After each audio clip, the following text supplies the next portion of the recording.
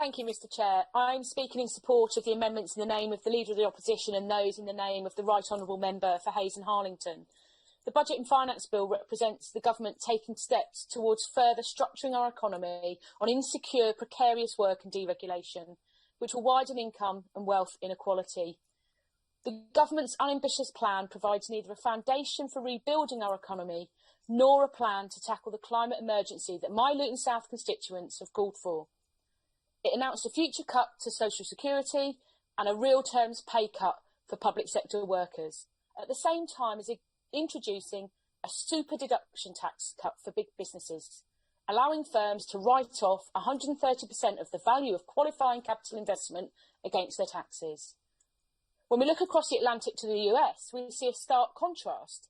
The Biden administration has committed to fast-tracking a $1.9 trillion government-led stimulus package, which is about 10% of the annual output of the US economy, and which contain no promises of future deficit reduction. And this is alongside a forward-looking plan to spend a further $2 trillion on infrastructure. Biden's spending plan, in proportion to GDP, is 3 times the size of the UK's. The economic consensus is changing, but the budget shows that the government hasn't caught on.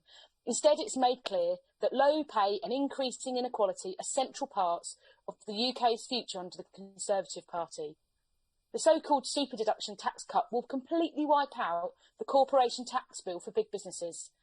It will cost £12.2 billion and £12.7 billion in the 2022 and 2023 financial years, the equivalent of giving up 20% of the UK's corporation tax revenues, and it comes after a year where many of these companies have hugely profited. The policy's rationale is fundamentally flawed. It will make no difference to investment in the long run. It just influences when businesses will decide to invest, rather than encouraging them to invest more, and it relinquishes tax revenue in doing so.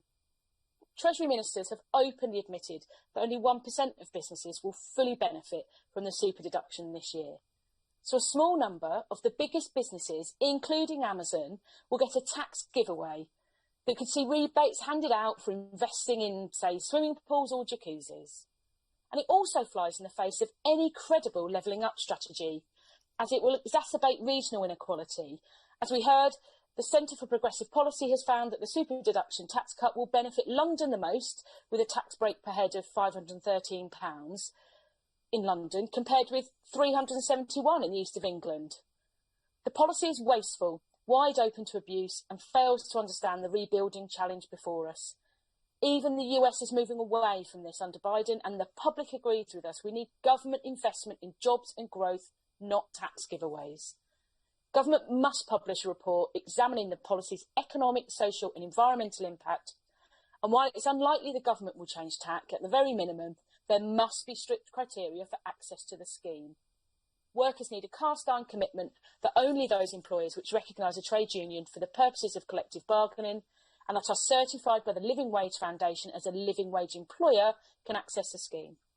It's not a big ask to expect big businesses to be decent employers, and it would be at the very least ensure workers receive some benefit to this giveaway scheme.